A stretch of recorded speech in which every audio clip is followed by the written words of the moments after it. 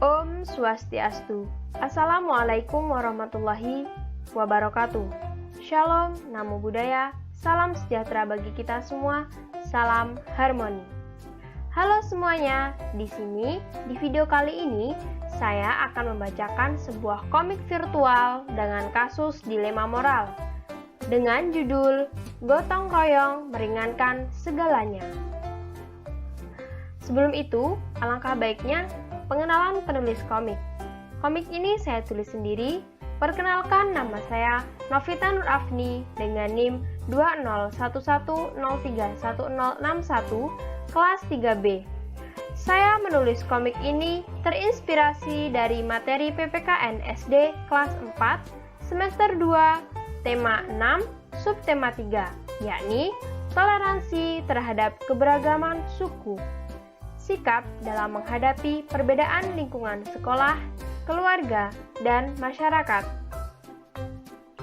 Mungkin bagi kalian semua pemilihan isi dari komik ini sedikit membosankan, tapi dengan keahlian penulis mampu menciptakan isi komik yang menarik, diharapkan dapat diterima bukan hanya oleh kalangan anak-anak, tetapi orang dewasa pula. Salam dari penulis. Petunjuk membaca komik. Yang pertama, nomor di dalam tanda lingkar merah menunjukkan urutan dialog. Yang kedua, perhatikan nomor urutan dialog, kemudian bacalah dari nomor terkecil. Yang ketiga, bacalah dengan seksama. Di suatu desa, tepatnya di Desa Panji, Buleleng, ada 4 orang sahabat yang sudah berteman baik sejak kecil. Namun, keempat anak ini memiliki perbedaan suku, agama, ras, dan budaya. Meskipun begitu, mereka tetap hidup rukun dan damai. Sejak kecil, mereka selalu bermain bersama dan membantu satu sama lain. Ini adalah seorang kadek yang berasal dari Bali yang beragama Hindu. Ini adalah Bejo, seorang anak yang berasal dari suku Jawa yang beragama Islam. Ini adalah Giovanni, seorang anak yang berasal keturunan Tionghoa yang beragama Buddha. Dan ini Valentina, seorang anak yang berasal dari suku Batak yang beragama Kristen. Pada suatu hari, hujan deras mengguyur Buleleng selama 4 hari berturut-turut, terutama di wilayah perkampungan rumah Bejo.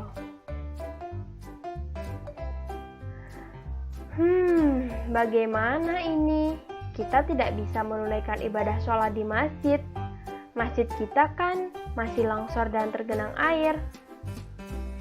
Iya, kok tumben ya, hujannya lama sekali. Jika terus begini, tentu bisa mengakibatkan berbagai macam kerusakan, bahkan bencana yang berbahaya. Masjid di dekat rumah Bejo pun ikut kebanjiran, dan terjadi tanah longsor di beberapa area, sehingga menimbulkan berbagai macam kerusakan. Akibatnya, banyak warga sekitar yang beragama Islam tidak bisa melaksanakan sholat di masjid, termasuk keluarga Bejo. Pada hari ke-7, hujan mulai berhenti. Kemudian, warga sekitar memanfaatkan cuaca yang cerah untuk pergi ke masjid berbondong-bondong membersihkan masjid. Ayo kita bergotong royong membersihkan masjid. Semoga setelah ini kita bisa beribadah bersama lagi. Saya siap, Pak. Saya akan memperbaiki jendela dan pintu yang rusak. Kami juga siap membersihkan lumpur yang merendam masjid ini, Pak. Syukurlah kalau semua bersedia. Ayo kita mulai bekerja. Saya akan koordinasikan dengan warga lainnya. Kami akan menyapu dan mengepel lantai masjid, Pak. Kalau begitu, kami ibu-ibu akan menyiapkan konsumsi. Saat bermain dengan Kadek, Valentina, dan Giovanni pun Bejo tetap murung. Melihat perubahan sikap Bejo, teman-temannya menjadi khawatir. Bejo, kamu kenapa murung? Iya, tidak seperti biasanya kamu cemberut seperti ini. Bejo, kita sudah berteman sejak kecil loh. Jika memang kamu ada masalah, sini ceritakan pada kami. Jadi begini teman-teman, gara-gara hujan turun terus-menerus, masjid di dekat rumahku tergenang banjir. Banyak bangunan dan peralatan yang rusak, sehingga masjid tidak bisa lagi digunakan. Kami, warga kampung, tidak bisa melaksanakan sholat berjamaah. Oh, ternyata begitu. Iya, jadinya masjidnya dipakai dengan terpaksa. Masjid itu dibiarkan sampai uangnya cukup dulu untuk membiayai perbaikan. Ya sudah teman-teman, aku mau pamit pulang dulu ya. Aku masih mau membantu membersihkan masjid.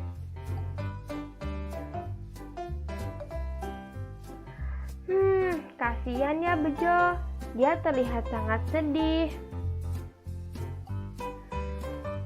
apa yang bisa kita bantu untuk meringankan kesedihannya ya? Teman-teman, aku punya ide nih. Besok kan hari Minggu, waktunya aku ibadah di gereja. Nah, aku akan meminta teman-temanku untuk membantu perbaikan masjid itu. Oh, ayahku adalah seorang pandita. Aku akan meminta tolong padanya untuk menginformasikan hal ini kepada perkumpulan umat Hindu, supaya banyak yang mau membantu. Iya sih, kamu benar juga. Lusa, aku juga akan ada kebaktian di vihara. Aku juga akan meminta bantuan pada mereka Kadek, Valentina, dan Giovanni sama-sama bergerak menggalang bantuan dana dan tenaga untuk perbaikan masjid di dekat rumah Bejo. Tanpa disangka, banyak sekali umat Nasrani, Hindu, dan Buddha yang prihatin dan menyalurkan bantuan. Ada yang berupa bantuan dana, ada juga yang siap membantu dana dan tenaga, bahkan dana yang dikumpulkan sudah melebihi jumlah yang dibutuhkan. Banyak tenaga yang ikut bahu-membahu memperbaiki bangunan masjid. Mereka semua berasal dari suku, agama, ras, dan budaya yang berbeda-beda. Dengan banyaknya dana serta tenaga yang membantu perbaiki masjid berjalan lebih cepat dari yang diperkirakan. Masjid dekat rumah Bejo pun kembali berdiri menjadi bangunan yang bagus.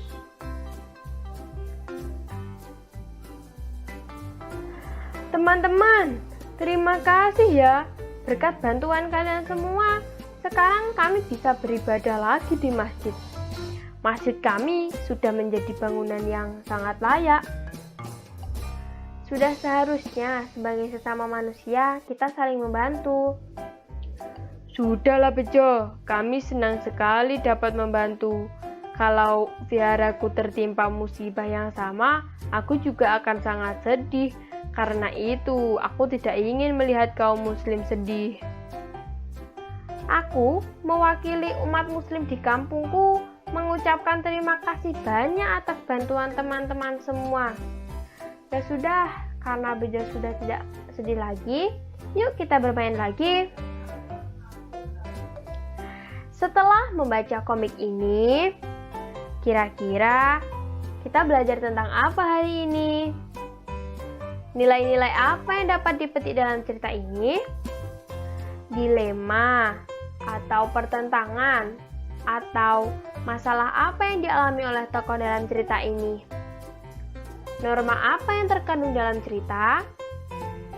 Kalau belum bisa menjawab, ayo coba baca kembali cerita ini dari awal dengan pernyataan tersebut.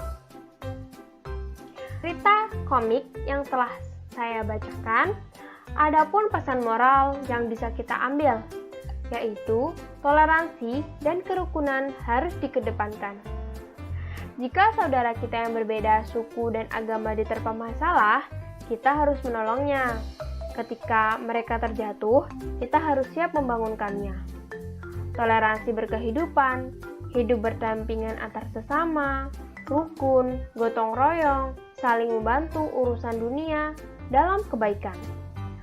Toleransi beragama, menghargai tanpa mencampur adukan ajaran agama A dengan B perkara ibadah. Hasil tertinggi dari pendidikan adalah toleransi, karena semakin seseorang paham perbedaan, kita akan paham makna kebersamaan. Sekian komik virtual yang telah saya bacakan. Semoga bermanfaat dan terima kasih.